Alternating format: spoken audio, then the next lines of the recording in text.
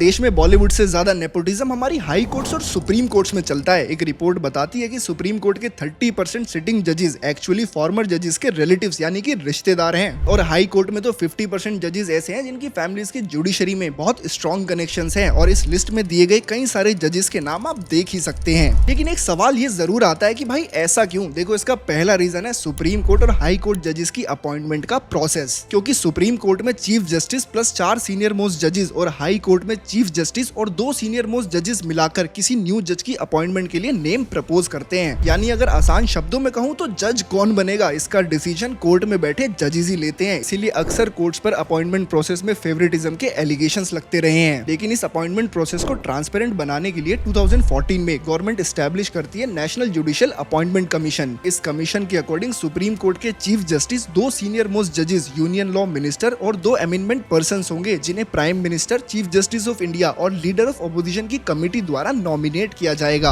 लेकिन supreme court ने इसे स्ट्रक डाउन कर दिया क्योंकि जजेस की अपॉइंटमेंट में गवर्नमेंट का इन्वॉल्वमेंट हो जाता, जिससे जुडिशरी की इंडिपेंडेंस कॉम्प्रोमाइज हो जाती। लेकिन मेरा सवाल बस इतना सा है, क्या जजेस की ट्रांसपेरेंट अपॉइंटमेंट के लिए कोई एग्जामिनेशन सिस्टम नहीं होना चाहिए? अगर हम IAS, IPS या किसी भी गवर्नमेंट पोस्ट को फिल करने के लिए एग्जाम करवाते हैं ताकि सबको इक्वल चांस मिले, तो क्यों नहीं हमें जुडिशरी के लिए भी एग्जाम करवाने चाहिए ताकि सबको पार्टिसिपेट करने के लिए इक्वल चांस मिले? अब दोस्तों, इस पर आपका क्या मानना है मुझे कमेंट सेक्शन में जरूर बताइएगा, और ऐसी इन्फॉर्मेटिव वीडियोस के लिए फॉलो करें अनिकेत ठाकुर को।